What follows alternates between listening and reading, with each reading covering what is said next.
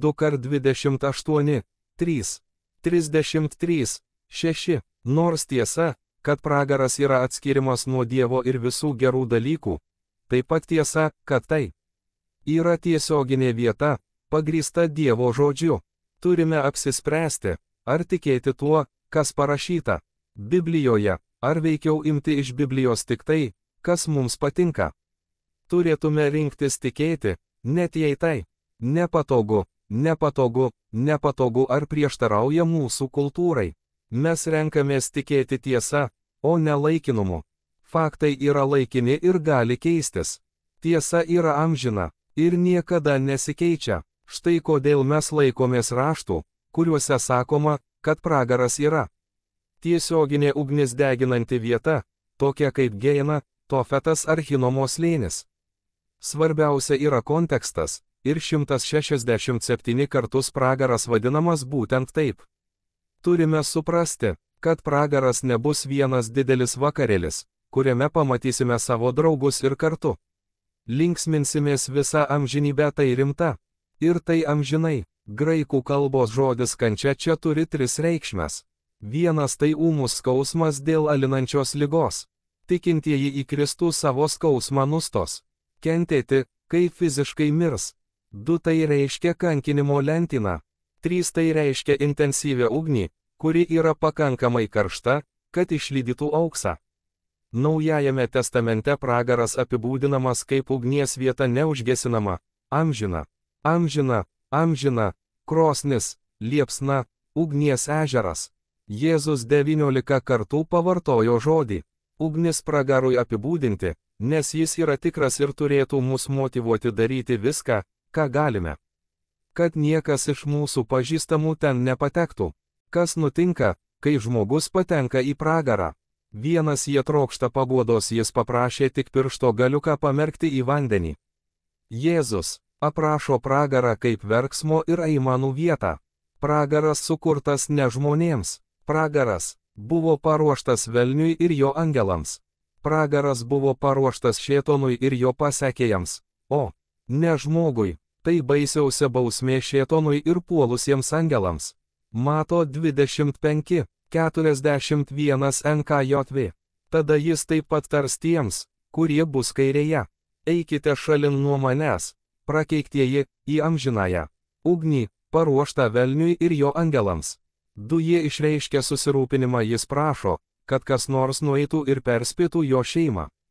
Ar vieną dieną atsiras mūsų giminaičių, draugų, bendradarbių, kurie šauks: kodėl manęs neįspėjote apie šią vietą? Šėtonas užmigdė bažnyčią ir įtikino mus negalvoti ir nekalbėti apie pragarą. Jis įtikino mus juokauti apie pragarą ir sumenkinti pavojų, kuris gresia. Nepriėmus Jėzaus, ką darytumėte, jei degtų jūsų kaimyno namas? Imtumėtės veiksmų, visą savo esybę trokštate juos išgelbėti. Bėgtumėte į tą namą, kuriame yra jūsų kaimynai. Kad juos išgelbėtumėte, jūs būtumėte priversti ir varomi ištraukti juos iš pavojaus. Tas pats adrenalinas turėtų sukelti skubą, kurią jaučiame, kai kalbama apie mūsų draugus, šeimas ir bendradarbius žmonės, kuriuos pažįstame ir su kuriais kalbamės HB ar Walmart kasos eilėje. Turėtų būti kažkas mumyse, kas sako: aš tiesiog noriu įsitikinti, kad jie žino, kur eina, kad jie pasirinko sekti Jėzumi. 3 jie ieško paguodos ir paguodos jis tikėjo, kad jei įvyktų koks nors didelis stebuklas, tie, kuriuos jis pažįsta ir myli, patikėtų, tačiau pragare nėra jokios paguodos, jokios paguodos. Jam sakoma, kad jei jie neišgės gerosios naujienos per Mozę ir pranašus, tai jų neįtikins net jei kas nors prisikeltų iš numirusių. Tai tiesioginė nuoroda į Jėzaus prisikėlimą iš numirusių. Sakoma, kad vienas didžiausių bažnyčios ir Dievo karalystės pažangos mūsų laikais priešų yra ne velnias, tai įsiblaškimas. Mes tiesiog esame taip užbombarduoti gyvenimu, kad savo gyvenime net nebeturime erdvės tiek rūpintis artimu. Turime būti įsitikinę, kad esame pašaukti dalytis Jėzaus Kristaus gerąją naujieną, dalytis tuo, ką turime Jėzuje, kad mūsų kaimynas, draugas, tas namas, kuris dega, mes esame pašaukti eiti į tą namą ir dalytis Jėzaus Kristaus gerąją naujieną. Visą savaitę savo įtakos sferose pasaulyje susidursime su žmonėmis, kurie yra tokie patys. Kokie buvome mes prieš sutikdami Jėzų be krypties ir ribų, be nieko, kas galėtų jiems padėti. Kažkas su mumis dalijosi Evangeliją, nes jiems rūpėjome. Aplink mus dega namai, ar eisime į juos? Tilto nėra, automobiliai lekia kanjono link. Ar tiesiog stovėsime ir žiūrėsime, kaip jie važiuoja nuo uolos? O gal kalbėsime tiesą su meile, kaip parašyta Efeziečiams 4:15. Dalinkitės Evangeliją gerąją naujieną, papasakokite savo istoriją. Dievas palies jūsų istoriją ir ji turės galios. Pasitikėkite Dievu, kad jis suteiks galios jūsų istorijai gelbėti kitus ir pasakoti jiems gerąją naujieną apie Jėzų Kristų. Malda. Tėv, Jėzaus vardu dėkoju tau, kad Evangelija geroji naujiena yra Dievo galia išgelbėjimui. Dėkojame tau, kad ji yra galinga ir perkeičianti mūsų gyvenimus. Viešpatie, kad ir kokie šiandien būtų mūsų poreikiai, ar tu juos patenkintum? Ar palaimintum ir padrasintum kiekvieną čia esantį? Viešpatie, išeidami norime išeiti su pilnais ir perpildytais kibirais, o kur tik nueisime, padaryti gražią netvarką ir pasidalyti savo Evangelijos istoriją su kuo nors kitu. Teikiame tau garbę ir šlovę. Jėzaus vardu. Amen. Tilto bažnyčia Frederiksburge, pastorius Jimmy Pruitt 2024 gegužės 5d. Pabusti, žinoti ir gyventi 2 savaitė. Jono 9:4. Šiandien vaikai, dalyvaujantys visoje šalyje vykstančiuose protestuose koledžuose, įtraukiami į tamsią ir niekingą strategiją, kuria siekiama sukelti chaosą ir susiskaldimą mūsų tautoje, o už viso to slypi kažkoks genijus. Štai ką turime suprasti kalbėdami apie absurdo teatrą. Tai nėra apie mūsų kultūros peikimą ar pyktį ir susijaudinimą, tai yra apie sąmoningumą ir budrumą, apie gyvenimą, kad nebūtume apakinti. Kai kuriems iš mūsų reikia patirti Sauliaus ir Pauliaus akimirką, kai nuo mūsų akių nusileidžia svarstyklės. Tai ne kultūros ar tam tikros grupės smerkimas. Kalbama apie tai, kad mums reikia orientuotis kultūroje, nes, būdami Jėzaus sekėjai, turime sugebėti atsiskaityti už tai, kuo tikime ir kur stovime šiame pasaulyje. Tai numatyta šventajame rašte, ir tai nurodo apaštalas Paulius. Turime duoti ataskaitą apologetiką, kurioje protingai kalbėtume apie tai, kas vyksta mūsų pasaulyje. Tačiau pernelyg daug jų įkišo galvas į smėlį. Ypač tie iš mūsų, kurie esame vyresnio amžiaus. Neturėtume įsisukinėti, manydami, kad mūsų laikas baigėsi, kad mes jau atlikome savo pareigą gyvenime ir dabar atėjo laikas išeiti į pensiją ir tiesiog išplaukti iš čia, kad turėtume nuleisti galvas ir tylėti. Jei yra žmonių grupė, kuri turi atsistoti ir pasakyti, kad užteks, tai ši Kalebo karta, tie iš mūsų, kurių padangos nuvažiuotos keliais kilometrais daugiau nei jaunesniųjų, turi duoti savo patarimus ir išmintį. Jaunesniems reikia įgūdžių ir patirties, kurią turi vyresnieji, kad parodytų jiems, kaip iš tiesų reikia užimti poziciją. Tie, kurie per savo gyvenimą jau stovėjo anksčiau ir kovojo tuos pačius mūšius, jau apėjo šį kalną, ir jie reikalingi, kad vadovautų ir mokytų remdamiesi tą patirtimi. Jie niekada neturėtų galvoti, na, aš jau artėju prie pabaigos, vis tiek iš čia išeisiu, nes absurdo teatras greitai neišnyks. Turime užduoti savo klausimą, kokią valdžią mes įsivaizduojame, kad gyvename. Tai svarbu, ir yra tik 2 pasirinkimai, čia nėra pilkosios zonos. Yra tik 2 autoritetai, ir mes turime pasirinkti vieną iš jų ir pagal jį gyventi.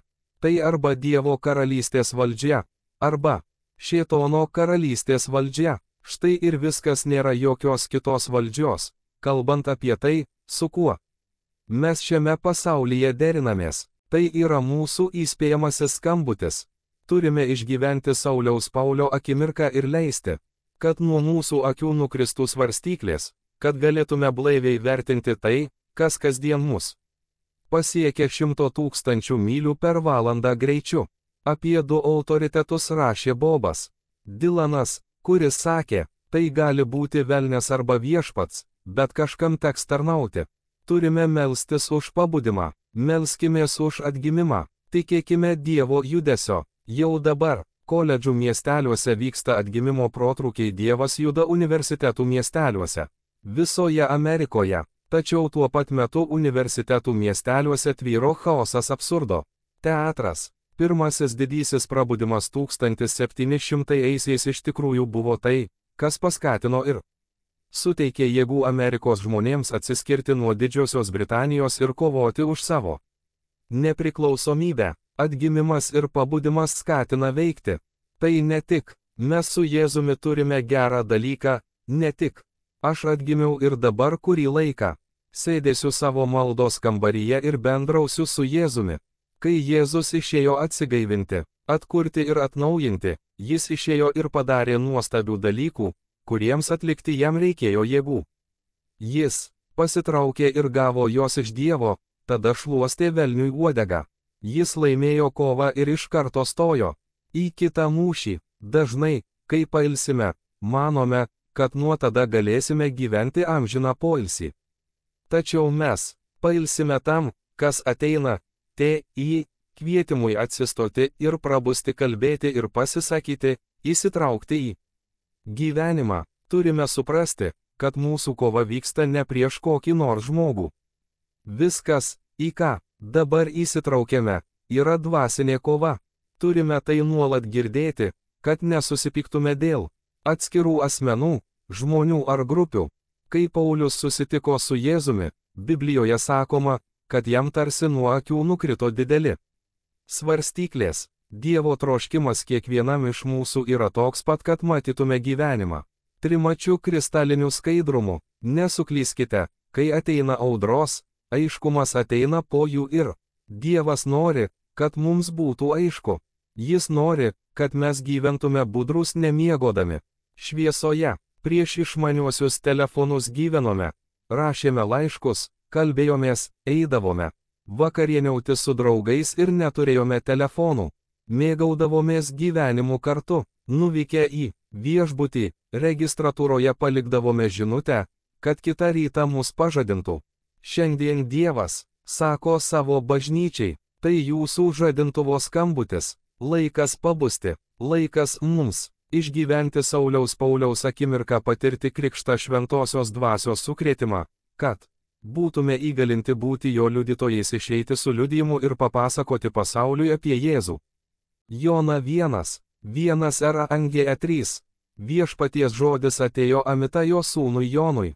Eik į didįjį Ninevės miestą ir pamokslauk prieš jį, nes jo nedorybės iškilo prieš mane. Bet Jona pabėgo nuo viešpaties ir nuvyko į Taršišą. Jis nuvyko į Jopę, kur rado į tą uostą plaukiojantį laivą. Sumokėjęs už bilietą, jis įlipo į laivą ir išplaukė į Taršišą bėgti nuo viešpaties. Kiek iš mūsų yra kada nors girdėję iš Dievo, o paskui pasakę: einu kitu keliu, kai pajutome viešpaties raginimą ką nors padaryti, ką nors pasakyti, bet per sekundę sugalvojome 30 pasiteisinimų, kodėl neturėtume to daryti, užuot drąsiai kalbėję su žmogumi apie Jėzų, net jei jis nenorėjo to girdėti. Kai pranašas Jona išgirdo viešpaties žodį, kad turi pamokslauti Ninevei, jis nusprendė, kad vietoj to sės į valtį ir bėgs į kitą pusę nuo Dievo ir nuo savo užduoties. Jis buvo paskirtas įspėti apie Ninevės nedorybės, iš tikrųjų tai buvo žodis, raginantis atgailauti, atpirkimo žodis. Tai nebuvo bausmė, jis sakė, turite atgailauti, ir jei paklusite, Dievas atleis. Jei jie atgailaus, Dievas juos palaimins ir atitrauks savo rūstybę. Tačiau Jona mieliau būtų buvęs išmestas už borto į jūrą, nei paklusęs. Jonos 2:1-10. Iš žuvies vidaus Jona meldėsi viešpačiui, savo Dievui. Jis sakė, savo bėdoje šaukiausi viešpaties, ir jis man atsakė. Iš mirusiųjų karalystės gelmių šaukiausi pagalbos, ir tu išklausei mano šauksmą, tu nubloškei mane į gelmes, į pačią jūrų širdį, ir srovės suvirpino mane, visos tavo bangos ir laužai užgriuvo mane. Aš sakiau, buvau išvarytas iš tavo akių, tačiau vėl pažvelgsiu į tavo šventąją šventyklą. Mane užgriuvę vandenys grasino man, gelmės apsupo mane, jūros dumbliai apsivijo mano galvą. Iki pat kalnų šaknų nusileidau. Žemyn, apačioje esanti žemė uždraudė man įeiti visiems laikams. Bet tu, viešpatie, mano Dieve, išvedei mano gyvybę iš duobės. Kai mano gyvybė nyko, prisiminiau tave, viešpatie, ir mano malda kilo į tave, į tavo šventąją šventyklą.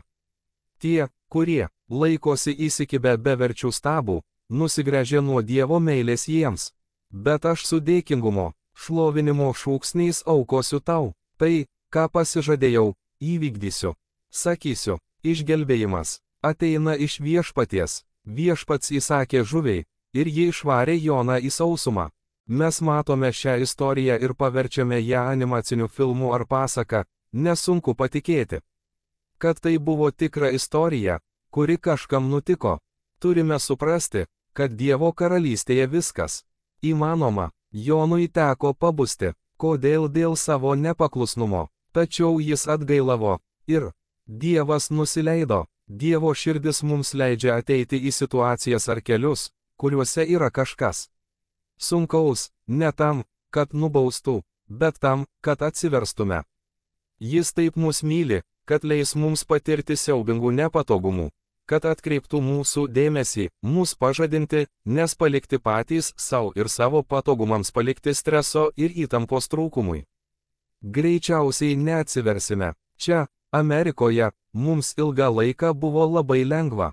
Kai sekmadieniais susitinkame bažnyčioje, nesijaudiname, kad į ją įsiverž ginkluoti vyrai ar kad koridoriumi ateis žmonės iš Hamaso ir atsitiktinai į mus šaudys.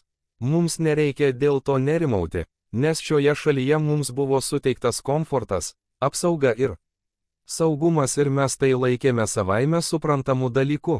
Tačiau nesuklyskite, tai, kas vyksta žydų tautos atžvilgiu čia, Amerikoje, tik laiko klausimas, kada jie nukreips savo žvilgsnius į mus. Tai jau vyksta, kadangi šie metai yra rinkimų metai, galime sulaukti išbandymų, uždarimų ir taisyklių pažeidimų, todėl turime būti pasiruošę tam, kas laukia.